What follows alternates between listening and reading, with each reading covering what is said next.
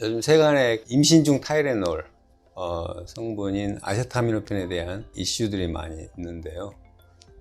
이런 이슈를 접할 때마다 임신부들 입장에서는 상당히 조심스럽고, 보통은 이제 타이레놀이 감기나 독감이 걸렸을 때 해열 진통제로도 쓰이고, 혹시는 이제 두통이 있다거나 그런 통증이 있을 때에도 쓰이는 약이다 보니까 이미 지금 임신 중에 복용했을 수도 있고 복용할 수도 있으리라는 생각이 들거든요. 타이레놀 성분인 아세타미노펜이 비스테로이드성 염증 억제제로 소위 말하는 엔세이드라고 하는 그것과는 좀 다른 성분의 약이어서 임신 시기에 상관없이 사용할 수 있다고 돼 있었는데, 기존에 나왔던 그 문헌들을 살펴보면은 보통은 임신 초기에 이제 감기나 독감 때문에 열이 나는 경우에 신경막 결손증 같은 그런 기형이 줄어드는 걸로 이야기를 하고 있어요. 그래서 적극적으로 이제 권장하는 입장에 있죠. 이제 최근에 이제 덴마크 연구라든가 또는 대만 연구에서 이게 ADHD랑 관계 있다는 그런 논문이 나오고, 이 ADHD 발생률이 조금 많다고는 할 수 있죠. 그럼에도 워낙 국가 연구나 대규모 연구이기 때문에 어떤 통계적인 연관성 그런 차원에서 접근을 했었죠. 그래서 그 논문을 썼던 저자들조차도 이 ADHD와 관련성이 있기 때문에 반드시 필요한 경우에만 이 약을 써라 하는 결론이 있었죠. 하지만 최근 보스턴에서 나온 연구는 이게 일종의 프로스펙티브 코호트 스터디라 해가지고, 태어났을 때 이 아기 제대열에서 이 아세타미노펜하고 아세타미노펜 대사물질들을 측정을 한 거죠.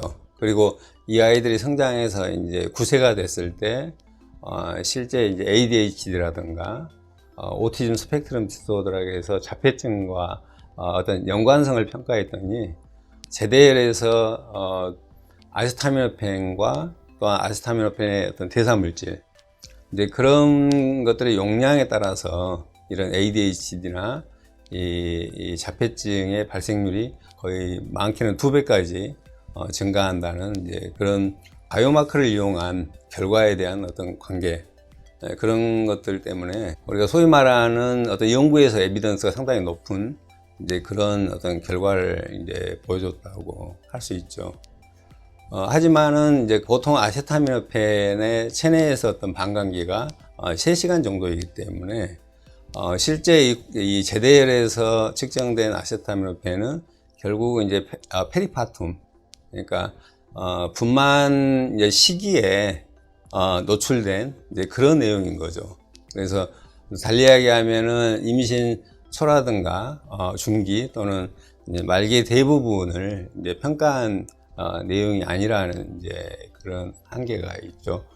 그럼에도 불구하고 이 제대열에서 아세타미노펜 관련된 어떤 성분의 어떤 용량과 장기적인 어떤 그 신경학적인 어떤 변화하고 연관성은 상당한 의미가 있고 시사하는 바가 크다고 생각이 되고요. 이런 메커니즘적으로는 타이레놀 성분이 아세타미노펜에 노출됐을 때 이런 아세타미노펜 자체뿐만 아니라 그 대사물질이 이게 탯줄을 통해서 아기한테 넘어가는데, 아기는 이 간의 어떤 성숙도가 낮기 때문에, 또 태어나서도 신생아에서 성숙도가 낮기 때문에 그런 물질에 의해서 결국은 이런 물질들이 뇌 척수액으로 들어가고, 그러면서 프로스타글란딘 같은 호르몬 레벨을 떨어뜨리면서 중추신경에 관련된 그런 영향을 줬다는 그런 결과거든요. 이 연구들이 모든 100%는 다 아니고 나름은 한계점이 있다고는 하지만, 분명한 것은 많은 연구들에서 그런 그 신경학적인 영향과 관계를 줄 수 있기 때문에 반드시 필요한 경우, 예를 들면은 아주 고열이 난다거나 그런 경우라면은 불가피하게 사용해야 되겠죠. 그렇지 않다면은 가능하면은 약 사용을 제한하는 게 좋을 것 같습니다. 그리고 그 시기에 따라서 약이 폐하라든가 태아에게 미치는 영향은 다 다르거든요. 그래서 전문가 선생님들하고 상의를 해서 처방을 받는 게 좋을 것 같습니다. 네, 경청해 주셔서 감사합니다.